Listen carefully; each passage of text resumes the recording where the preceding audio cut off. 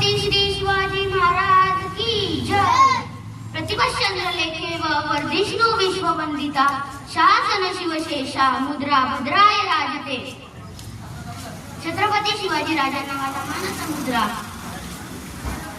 नमो मातृभूमी जिथे जन्मलो मी, नमो आर्यभूमी जिथे वाढलो मी, नमो धर्मभूमी जिच्या कामी पडो देह माझा सदा ती नमामी।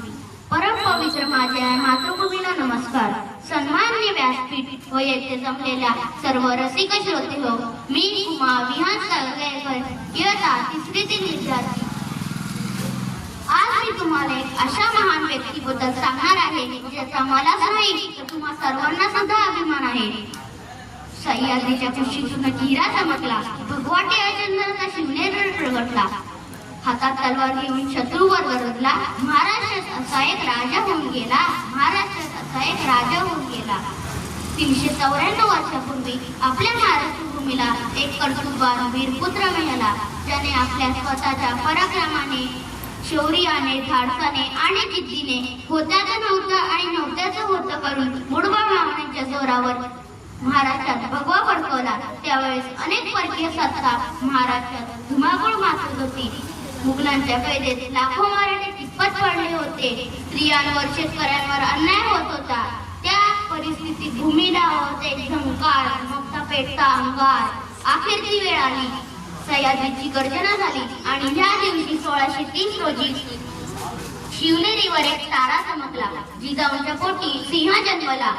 अहो तो ताजमहल जर प्रेमाची निशाणी असेल तर शिवनेरी एका सिंहाची कहाणी आहे।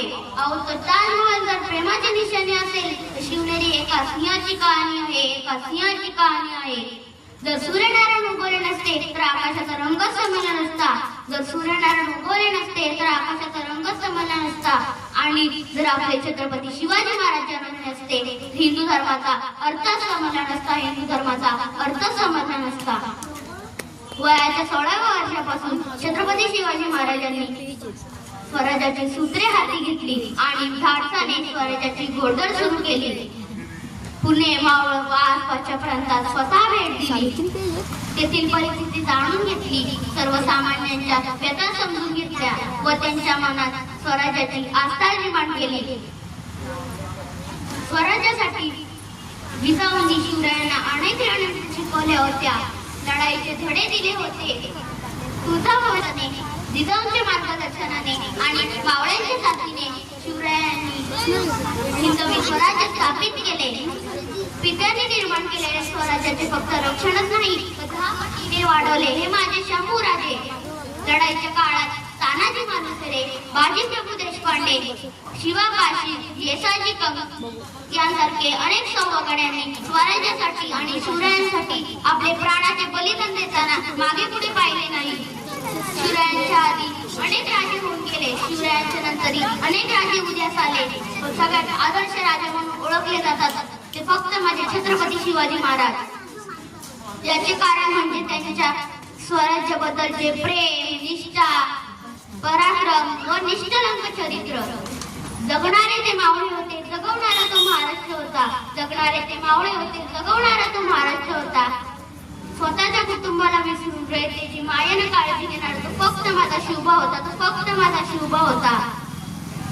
ओम हे नाव घेतात अंगात कशी ऊर्जा निर्माण होते याचे संशोधन चालू आहे।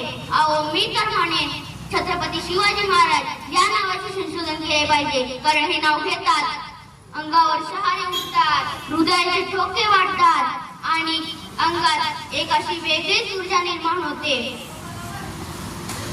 हवा वेगाने नव्हती, हवेपेक्षा त्याचा वेग जास्त होता। हवा वेगाने नव्हती, हवेपेक्षा त्याचा वेग जास्त होता। अन्यायाविरुद्ध लढण्याचा इरादा नेक होता। असा जिजाऊंचा शिवबा लाखात नव्हे तर जगात एक होता, असा जिजाऊंचा शिवबा लाखात नव्हे तर जगात एक होता। तर जाता जाता एकच म्हणून जाईल, शिवबाशिवाय किंमत नाही, शंभूशिवाय हिंमत नाही, शिवबाशिवाय किंमत नाही, शंभूशिवाय हिंमत नाही। नीट बरं का, शिवबाशिवाय किंमत नाही, शंभूशिवाय हिंमत नाही, शिवबाशिवाय किंमत नाही, शंभूशिवाय हिंमत नाही, भगवाशिवाय नमत नाही, आणि आम्ही छत्रपती शिवाजी महाराजांशिवाय कोणासमोर झुकत नाही, कोणासमोर झुकत नाही। धन्यवाद। जय शिवराय।